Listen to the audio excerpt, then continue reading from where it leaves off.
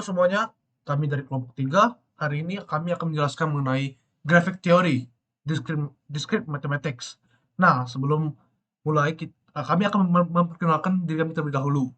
Nama saya Michael Halim, NIM saya ada 250 199 2450, dan ada teman saya. Nama saya Devin Hartanto dengan NIM 25019951010. Nah, hari ini kami akan menjelaskan 5 pokok materi, yaitu adalah graph theory, trail, path, circuits, and vertex. Oke, kita mulai ke graph theory. Nah, sebelum kita masuk ke graph theory, ada angka baiknya kita mengetahui apa arti graph. Jadi dalam matematika, graph adalah representasi bergambar dari data apapun secara terorganisir. Grafik menunjukkan hubungan antara jumlah variabel. Dalam teori graph, graph merepresentasikan himpunan objek yang berhubungan satu sama lain. Jadi objek-objek tersebut pada dasarnya adalah fungsi matematika yang dinyatakan dengan simpul atau node. Dan hubungan antar sepasang node dinyatakan dengan sisi. Seperti itu. Oke, selanjutnya kita masuk ke graph theory. Nah, di sini graph theory adalah studi tentang hubungan antara simpul atau node dan sisi atau garis. Secara formal, sebuah graph dilambangkan sebagai pasangan G dalam kurung V, I, di mana V mewakili himpunan berhingga simpul dan E mewakili himpunan berhingga sisi. Nah, oleh karena itu, kita dapat mengatakan bahwa sebuah graf memiliki himpunan simpul V yang tidak kosong dan himpunan sisi E yang tidak kosong juga. Misalkan, sebuah graf G sama dengan dalam kurung V, E, di mana vertex atau simpul itu sama dengan V sama dengan dalam kurung A, B, C, D. Dan untuk H itu adalah sisi, itu E adalah A, B dalam kurung, A, C dalam kurung, B, C dalam kurung, C dan D untuk dalam kurung juga. Seperti itu. Nah, ini adalah jenis-jenis dari grafik. Di sini ada simple graph. Berarti kita tahu sendiri simple itu adalah sederhana.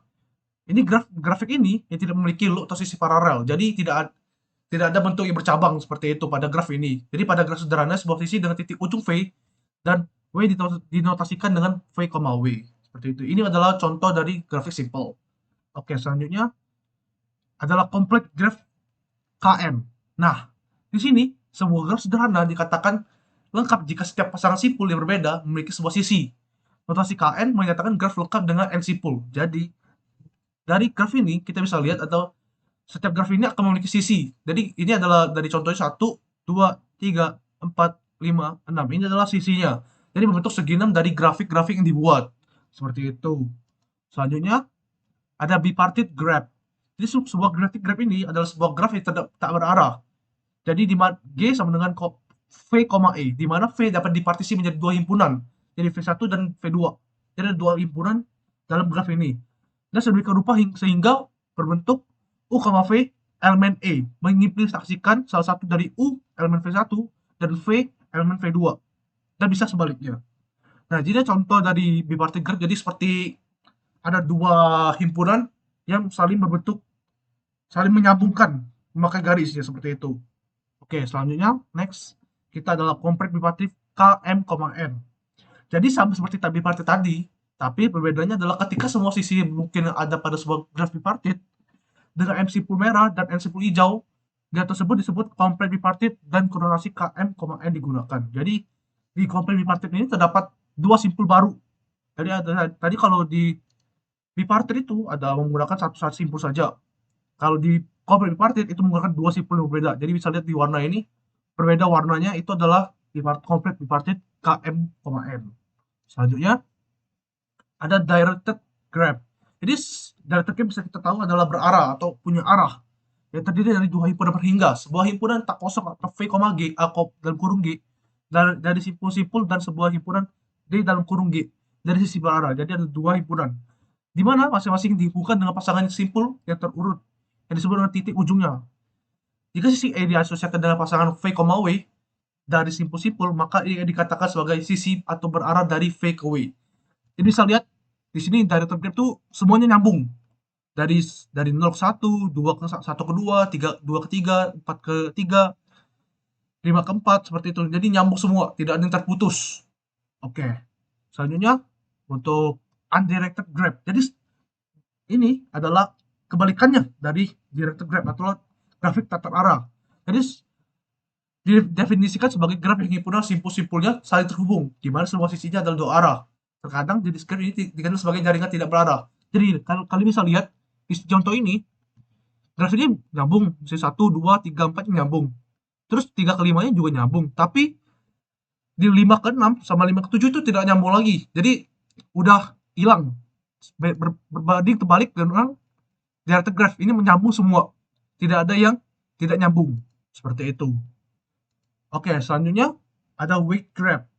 Nah, weight graph ini kita bisa tahu adalah graf yang berbobot atau memiliki bobot deh, ada value-nya di dalamnya. Jadi sebuah graf yang setiap sisinya memiliki bobot yang terkait. Biasanya diberikan sebuah fungsi bobot W sama dengan ER. Dan di sini kita bisa lihat, jadi ada bobot di setiap grafnya. Misal 0 ke 1 tuh ada 3 value-nya. 1 ke 2 ada 1, 2 ke 3 ada 2, 4 1 ke 3 atau ada 4, dan 3 ke 4 ada 3. Seperti itu. Dan 0 ke 4 ada 8 value-nya. Seperti itu contoh dari width graph. Oke, selanjutnya adalah connected and disconnected graph. Nah, di sini kalian bisa lihat perbedaan antara connected, nyambung atau tidak menyambung grafik. Jadi misalnya ada dua buah simpul V dan W dari G terhubung jika dan hanya jika ada sebuah jalan dari V ke W. Jadi graf G terhubung jika dan hanya jika diberikan dua buah simpul V dan W di G dan ada sebuah jalan dari V ke W. Jadi seperti ini contohnya. Contoh connected graph itu adalah grafik yang menyambung semuanya. Jadi tidak ada yang terputus. Ini nyambung ke sini, satu nyambung ke sini, ini nyambung ke sini, ini nyambung ke sini. Nah, sedangkan untuk disconnected itu ada grafik yang putus atau tali yang putus lah intinya. Jadi seperti ini ke sini tidak ada talinya. Ini ke sini tidak ada talinya. Ada talinya ini ke sini terputus. Jadi jadi bisa memberikan value-nya ke grafik ini. Seperti itu. Itu ada perbedaan dari connected dan disconnected graph. Oke, kita masuk ke materi kedua, yaitu degree. Degree bisa kita tahu adalah dalam bahasa Indonesia adalah derajat. Ya, benar, derajat dalam sebuah graf adalah jumlah sisi yang terhubung ke sebuah simpul. Dinotasikan dengan dek dalam kurung V atau value-nya. Di mana V adalah sebuah simpul dari graf. Jadi pada dasarnya ini adalah ukuran dari simpul tersebut sama dengan jumlah sisi terhubung dengan Y. Dengan sebuah sisi yang merupakan sebuah loop diikutin 2 kali. Oke. Kita masuk ke contoh soalnya supaya lebih mudah ya. Di sini ada gambar A, B, D, C, E. Nah, kita disuruh cari degree untuk masing-masing variabelnya. Jadi kita cari variabel untuk degree A. Degree A itu terdapat dua jalur. Jadi satu A ke B, A ke D. Jadi itu degree-nya dihitung 2. Oke. Untuk degree B, ini sorry, salah. Degree B itu ada 3. Kenapa 3? Karena ada jalur dari B ini titik tengahnya dari ke A, ke D, dan ke C. Ada 3. Nah, di sini C ada 1. Kenapa 1? Karena B sama C cuma 1. C sama cuma sama C ke B, seperti itu. Untuk D itu ada 2. Karena D ke A terus D ke B. Untuk degree 0 itu degree-nya E itu akan hasilnya 0 karena tidak menyambung apa-apa. Jadi ini disconnected graph, seperti itu. Oke, selanjutnya kita masuk ke trails. Trails itu dapat didapatkan sebagai jalan terbuka di mana tidak ada tepi yang diizinkan untuk diulang. Dan jejak simpul dapat diulang. Jadi untuk sebuah jejak, poin berikut ini penting. Yang dijelaskan sebagai berikut. Vertex dapat diulang.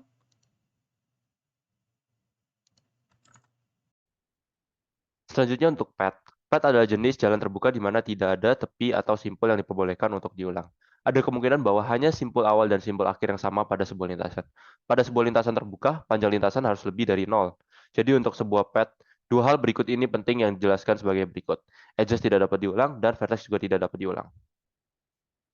Untuk sirkuit dibagi menjadi dua, sirkuit normal dan simple circuit. Sirkuit adalah jalan tertutup yang berisi setidaknya satu tepi dan tidak mengandung tepi berulang. Untuk aturannya seperti ini. Selanjutnya untuk simple circuit. Sirkuit sederhana adalah sirkuit yang tidak memiliki vertex berulang lainnya, kecuali yang pertama dan juga terakhir. Nah, ini untuk peraturannya simple circuit. Euler circuit. Definisinya, biarkan G menjadi grafik. Sirkuit Euler untuk G adalah sirkuit yang berisi setiap titik dan setiap tepi G. Artinya sirkuit Euler untuk G adalah urutan simpel dan tepi yang berdekatan di G yang memiliki setidaknya satu tepi dimulai dan berakhir pada titik yang sama menggunakan setiap simpul G setidaknya sekali dan menggunakan setiap tepi G tepat sekali. Untuk teorinya, grafik G memiliki sirkuit Euler jika dan hanya jika G terhubung dan setiap simpul G memiliki derajat genap. Untuk finding an Euler circuit. Nah, grafik memiliki sirkuit Euler karena degree E sama dengan degree B sama dengan degree C sama dengan degree F sama dengan degree G sama dengan degree I sama dengan degree J atau sama dengan 2. Nah, untuk degree D sama dengan degree E sama dengan degree H sama dengan 4. Nah, semua simpul memiliki derajat genap dan juga grafik terhubung. Nah, salah satu track circuit adalah A, B, C, D, E, F, H, E, G, H, J, I, T, A. Seperti ini. Untuk Hamiltonian circuit, definisinya diberi grafik G. Sirkuit Hamiltonian untuk G adalah sirkuit sederhana yang mencakup setiap titik G. Artinya sirkuit Hamiltonian untuk G adalah urutan simpul yang berdekatan dan tepi yang berbeda di mana setiap simpul G muncul tepat sekali. Kecuali untuk yang pertama dan yang terakhir yang sama. Propositionnya, jika grafik G memiliki sirkuit Hamiltonian, maka G memiliki subgraf H dengan properti berikut. Yang pertama, H mengandung setiap simpul G. Yang kedua, H terhubung. Yang ketiga, H memiliki jumlah tepi yang sama dengan simpul. Dan yang keempat, setiap simpul H memiliki derajat. Finding Hamiltonian circuit. Nah, dalam grafik berikut, setiap vertex diberi label A, B, C, dan juga sampai T. Masalah yang ditimbulkan Hamiltonian adalah memulai dari satu titik dan melakukan tour dengan mengunjungi setiap titik tepat sekali dan kembali ke titik awal. Untuk solusinya seperti ini. A, B, C, D, E, F, G, H, I, J, K, elemen O, P, Q, R, S, T, dan balik lagi ke A seperti ini. Untuk vertex or vertices ruler. Vertex atau node dari grafik adalah salah satu objek yang terhubung bersama. Koneksi antara simpul disebut tepi atau juga tautan. Untuk vertex coloring, definisinya, biarkan n menjadi angka positif. Grafik sederhana adalah n colorable jika simpul dapat diwarnai menggunakan n warna sehingga tidak ada dua simpul yang berdekatan memiliki warna yang sama. Bilangan kromatik dari grafik adalah angka terkecil n yang n berwarna. Jadi seperti ini, tidak ada warna yang berdekatan yang sama. Untuk vertex coloring, angka kromatik untuk grafik khusus. Cn sama dengan 3 atau N sama dengan ganjil atau 2N sama dengan genap. Kn sama dengan N, Km, N sama dengan 2. Nah, teorinya, setiap grafik planar dapat 4 warna. Dan sebagai contoh seperti berikut. C4 seperti ini, C5 seperti ini, K4 seperti ini, dan K23 seperti ini. Aplikasi dalam kehidupan. Nah, contohnya mengaplikasikan grafik dalam kehidupan engineering biasanya dalam bentuk grafika komputer atau untuk mendesain sesuatu seperti komputer art, 3D printing, dan masih banyak lagi. Sekian, terima kasih dari kelompok kami.